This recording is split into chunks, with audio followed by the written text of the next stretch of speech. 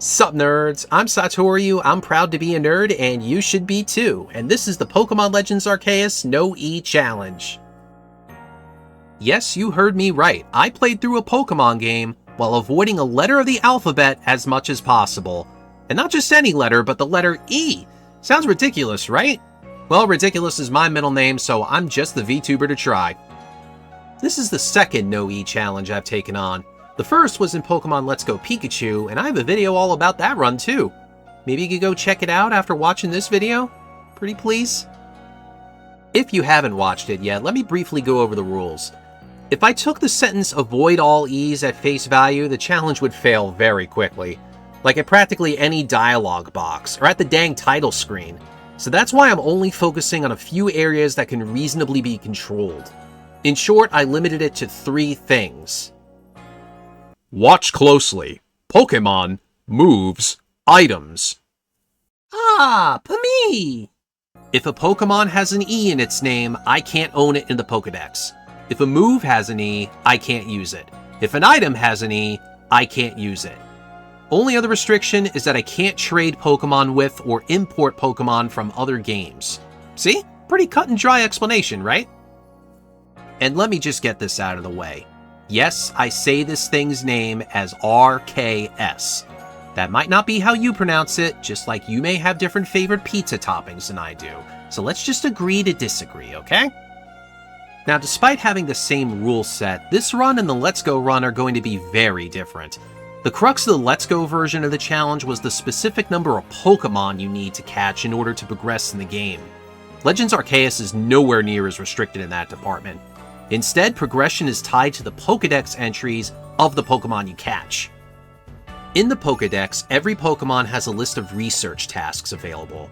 Some come from catching the Pokemon, others come from battling with them, and more. Completing these tasks gives you research points. Many tasks can be repeated, and reaching certain milestones gives more points. For example, catching a Pokemon for the first time gives you points. Catching the same Pokemon X more times will give you more points, then again at an even bigger value, and so on. Normally, a tier of a task awards you 10 points, but there are certain tasks that are worth double, marked in-game by this red symbol. And if you collect 100 points on one Pokemon's entry, you're rewarded with an extra 100 points on top of that.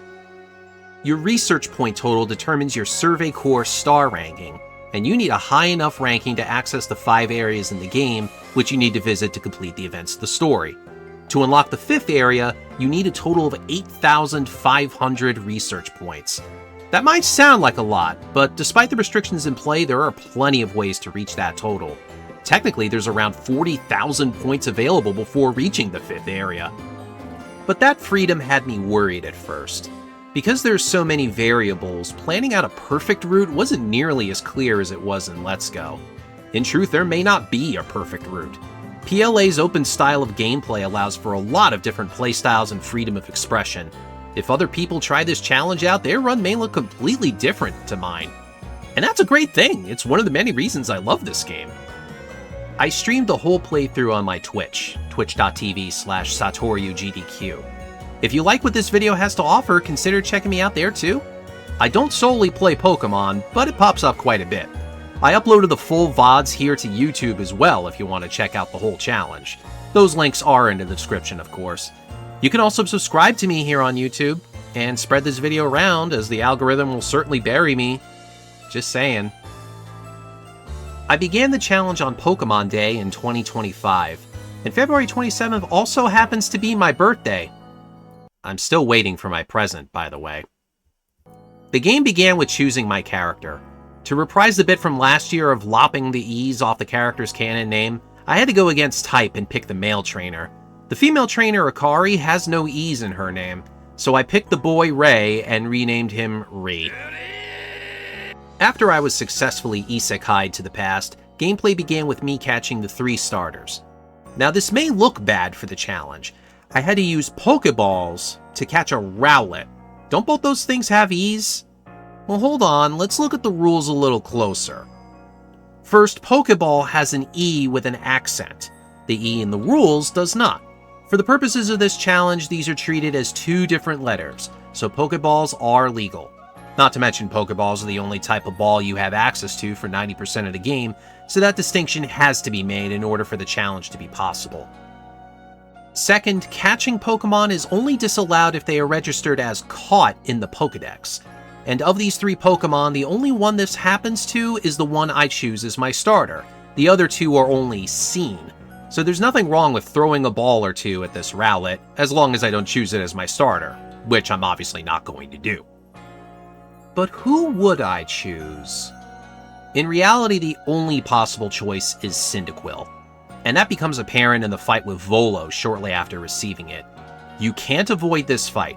You can't run away from it, there are no items to use to waste turns, and you're faster than his Togepi, so you must select moves.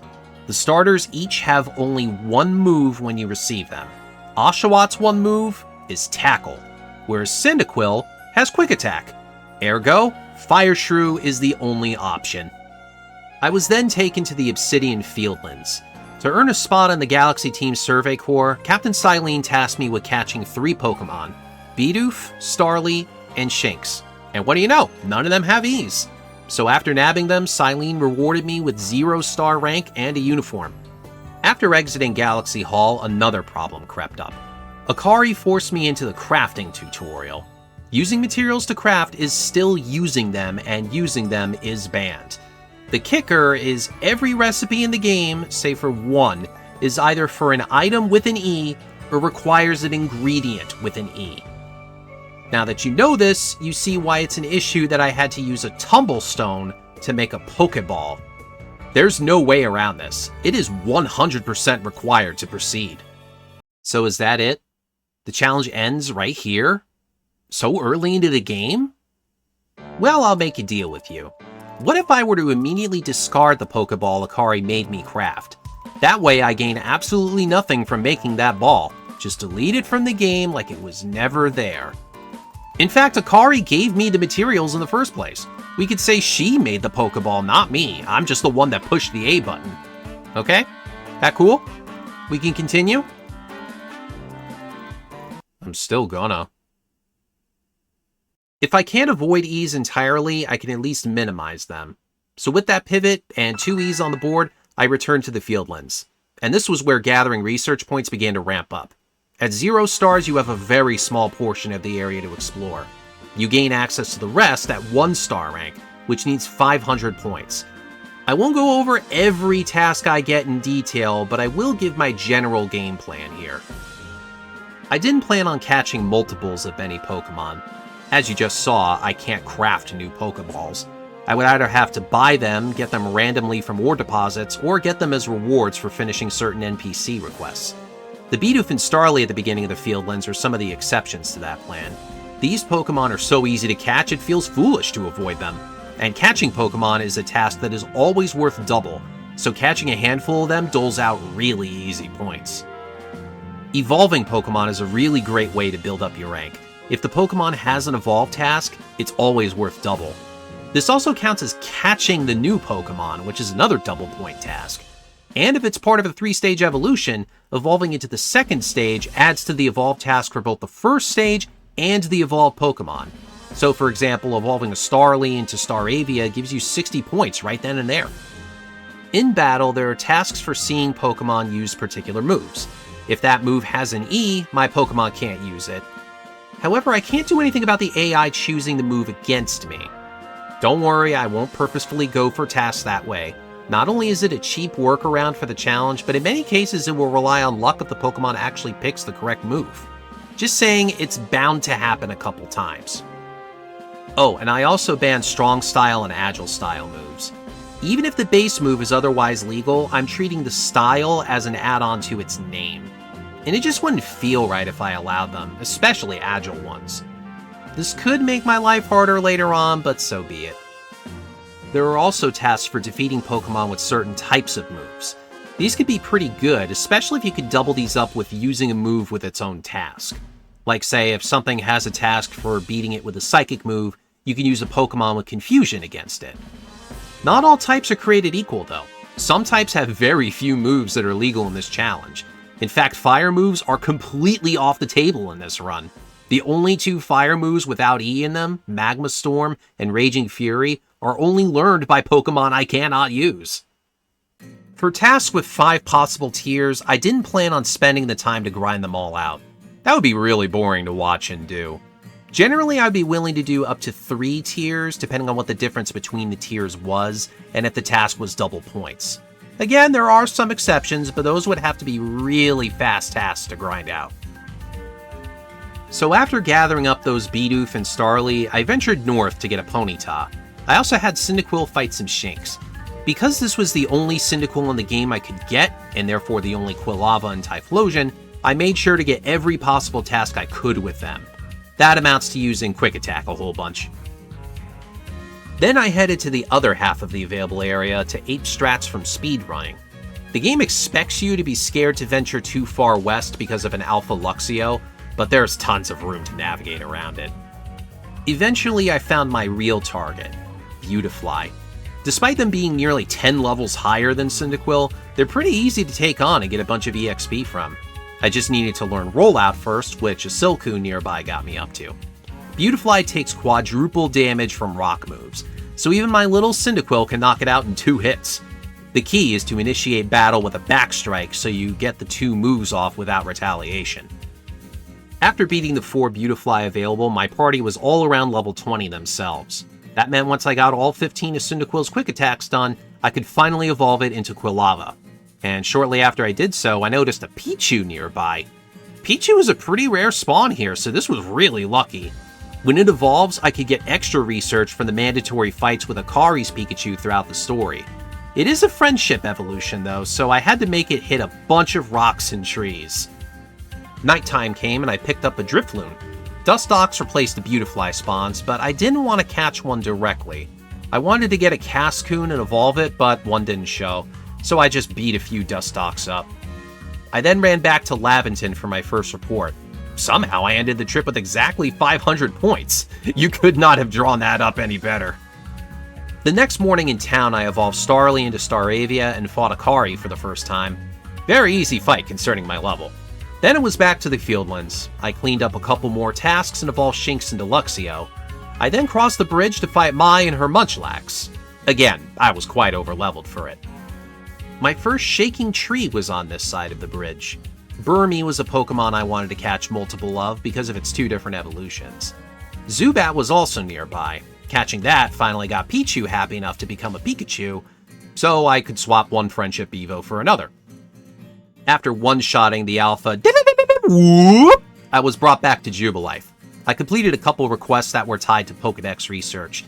Those tasks are worth double, so I looked out for them if they were reasonable to do. I also finally could buy Springy Mushrooms, the only bait I could use for practically the entire run. Moving on beyond the Heights camp, the dreaded Paris became available, so I caught one of them. I ventured further toward Cleavor and picked up along the way an old friend from the Let's Go challenge, Psyduck. I used some tricky movement up some slopes to get to a spot not normally accessible at this point. All the way in a cave, I nabbed a Machop. After returning to the forest, I finally found a Cascoon. Then I took on Leanne and his Goomy. Back where Paris was my new grinding target, a level 30 Alpha Parasect. Despite the level disadvantage, Staravia could take it on very easily with flying moves. That EXP easily let me evolve Cascoon into Dustox. I cashed in my research and I somehow ended up with an even 2,000 points. What is with these nice clean numbers? That put me over the 1,800 needed for 2-star rank. Returning to the Heights camp, I earned the right to ride Weirdeer. Finally, I get to go fast. I zoomed back up to the arena to fight Irida and quell Cleavor's rampage. The Forest Bombs are okay to use as their key items, but I did try once to fight Cleavor without them. Little did I know you can't actually reduce a noble's health without bombs. Still, it was a fun experiment. After that, I used Weirdeer to zoom past the Alpha Snorlax and explore more of the western edge of the map. I found a staple of Legends Arceus speedruns, Gastrodon. I caught it, but it was too high level to obey me at that point. I also carefully snagged an Abra down here. It evolved into Kadabra after doing some more grinding and tasks. Back at Jubilife, I fought Akari again, then took on a special request.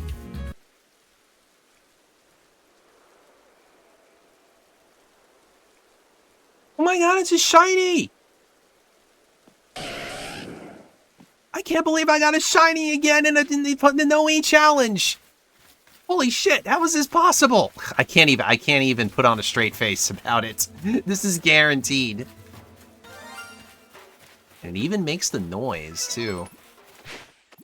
Oh, I could feed it again, actually. That would be even more research. By the cave, I made use of my Skyrim horse to get up a cliffside where some juicy EXP awaited. The Machoke up here were in the 40s, nearly double what my party was at that point. Not only could I make Wormadam and Mothim, but I evolved Zubat all the way to Crobat. And that's how the first day of the challenge went. Day 2. Second day, I wasted no time and got started in Crimson Mirelands. I made it nighttime and grabbed a Ghastly, then I rushed to get some story out of the way. That meant fighting Volo again, meeting the Misfortune Sisters for the first time, and returning the slab. I found a Pachirisu in a tree shortly after. It has Spark, which is one of the only electric moves I could use. After that, I caught Stunky, Onyx, Female Hippopotas, and Krogunk in the mud. I warped back to camp to heal up. Then this happened. Oh, this is the route that the any percent takes. Lots of Kricketune around here. Was that a freaking shiny? Where was that? What just made the shiny noise? Where was it? It's not the Bidoof. Yeah, I should.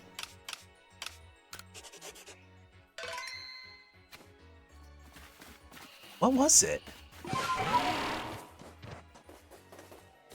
It's not a Kricketot, is it? No.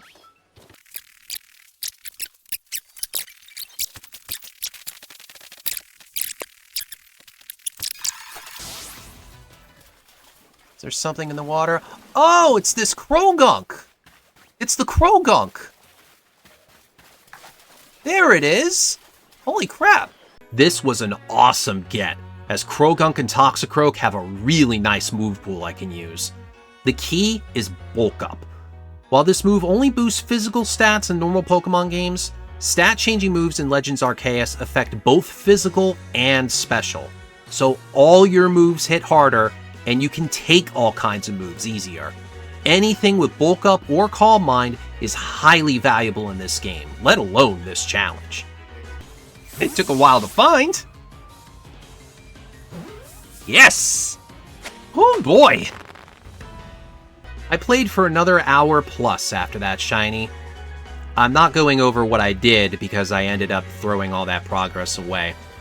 While trying to take out a Zubat in Cloudpool Ridge, I mashed without thinking and ended up using Bubble, so I had to reset to my last save, which was right after catching the shiny. What a dumb mistake. In hindsight, I have no idea why I thought turning autosave off would help. I lost some good stuff because of that, like a Porygon and a space-time distortion.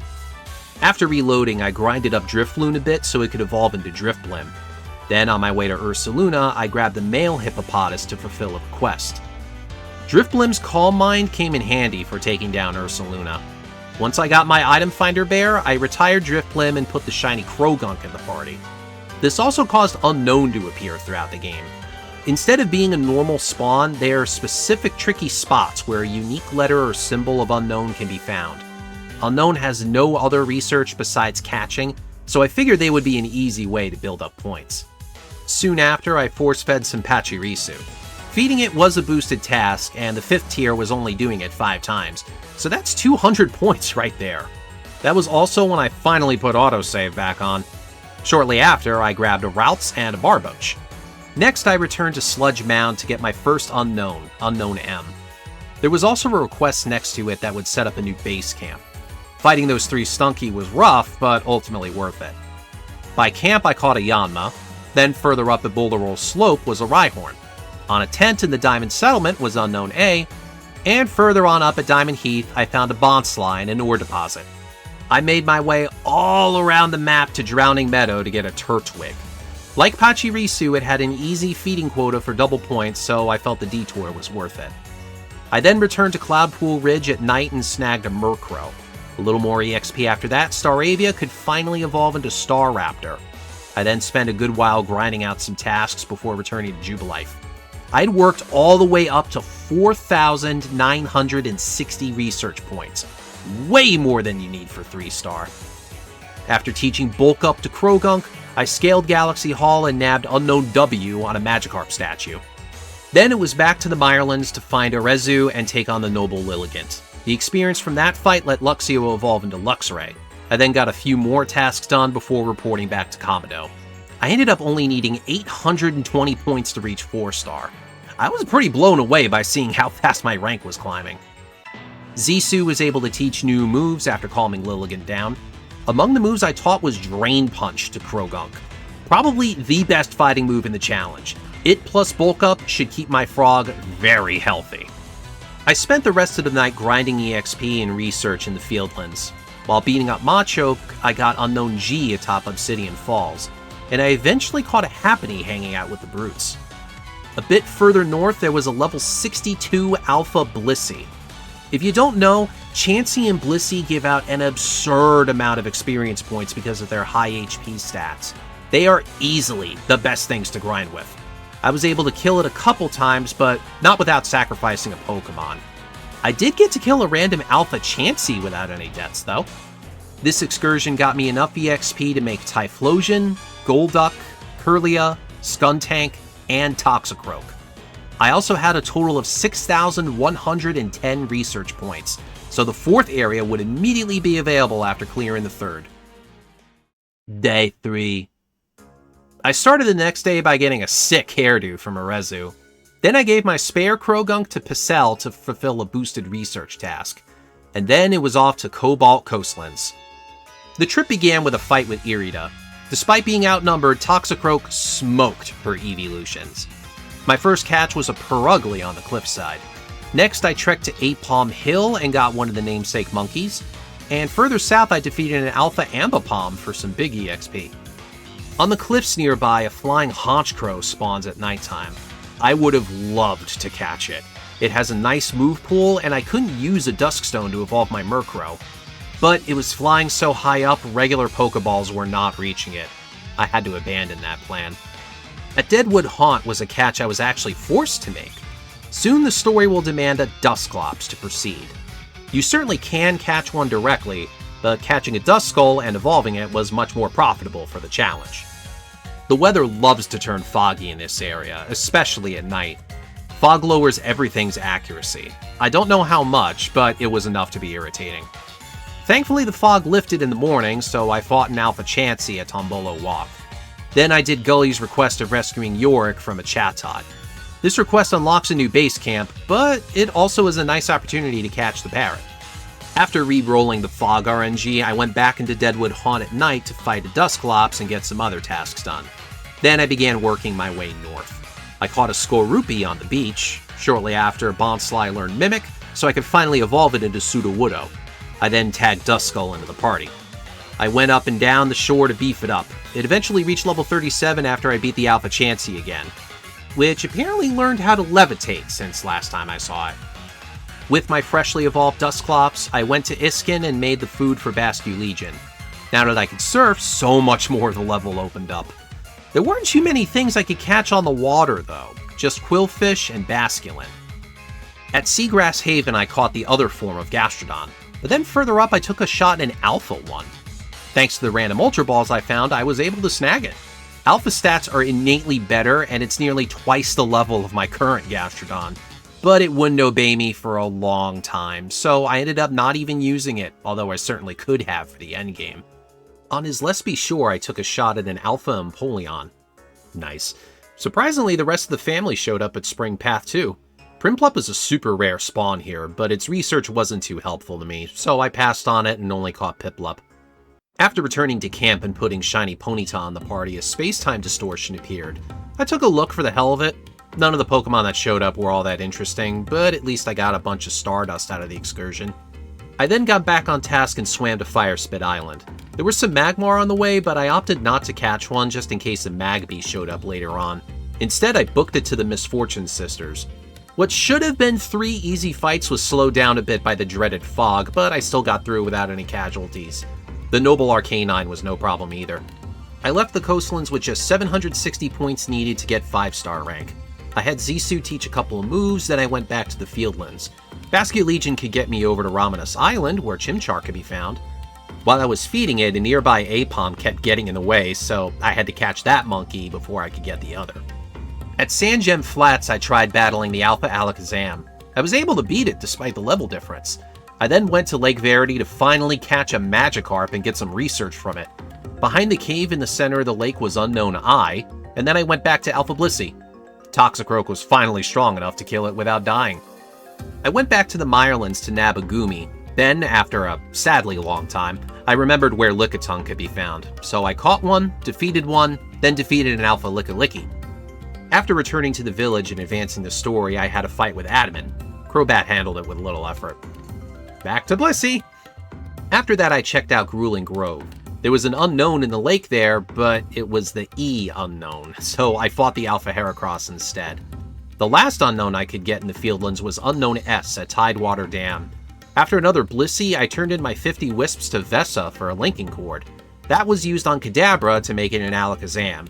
I had been collecting Wisps throughout the whole playthrough, but in hindsight, bothering them just slowed me down, and I did not need that Alakazam.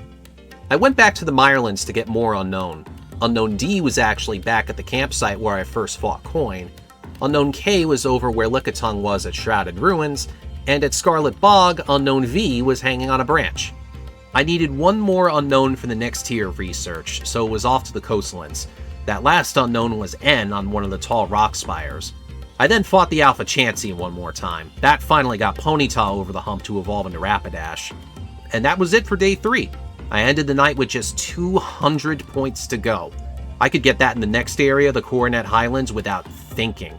So my plan was to just beeline through the story and clean up those last few points along the way.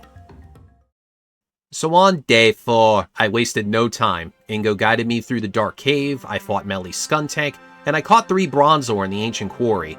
The best of them would be my final team member and a chunk of my remaining research. Next was the fight with Ingo to earn Sneasler. I only fought him once. I didn't have to reset because I mindlessly used Hex on a Bronzor. You didn't see a second fight. I then fought some rock and ground types on Celestica Trail to get Bronzor to evolve into Bronzong. It then fought a bunch of things as I made my way up the mountain. I also pumped my party full of Grit Dust to boost their stats. Before the second Melly fight, I wanted to wait out the fog, but as soon as I sidetracked, it went away. I caught a Voltorb and a Rotom anyway, even though I really didn't need to. The fight is so mean. He sends 3 things against you, and you can only send out 1 at a time. His Zubat and Skorupi are much weaker than his Skuntank, but the numbers game is annoying, so Gastrodon could not safely solo the fight. Bronzong handled the small fry. The Noble Electrode fight is a bit random. I got grazed towards the end of the fight for a death. Thankfully, you don't lose anything other than time. Just don't choose to restart the fight completely. I mopped up that final quarter of its health quickly enough. As I expected, I easily got the 200 points needed to unlock Alabaster Icelands. I nearly got twice that, in fact. I had one last fight with Akari, and then I headed to the Frozen North. With no more need to worry about rank, I could just follow the guide markers. First was a fight with Garrick, then I chased Sabi around the map. That took me to Snowpoint Temple, where I had to puzzle solve my way to the top. On the top floor was a fight with 3 big trait evolutions. Gastrodon was able to just barely survive and solo the fight. On the roof, I then fought Braviary to earn the ability to fly with it. Braviary got me to the spot to make food for Noble Avalugg. Before going to the arena, I tried taking on the Alpha Machamp close by. Level 70 was just too much for my team, so after a few tries I said screw it and calmed the big snowplow glacier. I fought some alphas in the Fieldlands to get Bronzong some more EXP. Then I reported back to HQ, had my last meal of potato mochi, saw the sky go RGB, and got banished from Jubilife. At my darkest hour, Volo assembled the Secret Avengers so we could bring Hisui back to normal.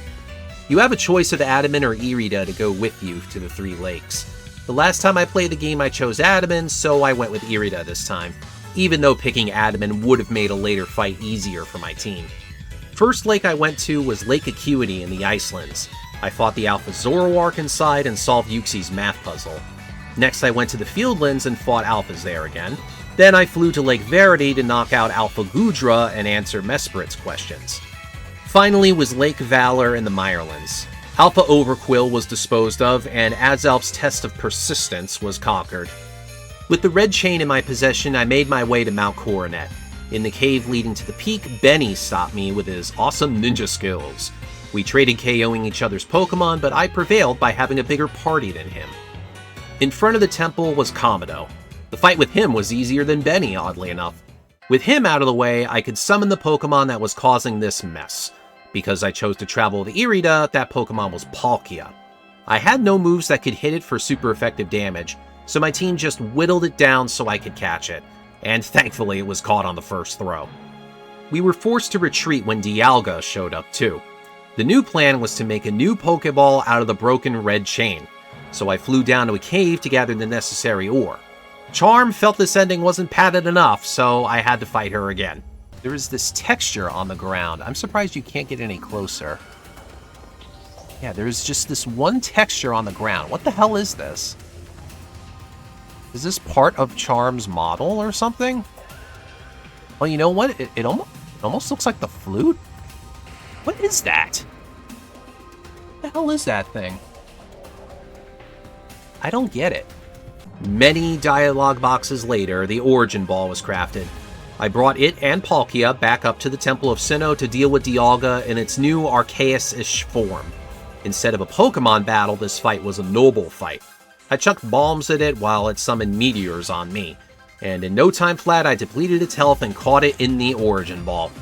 Quite convenient that both legendaries at the end of the game are illegal for the challenge, huh?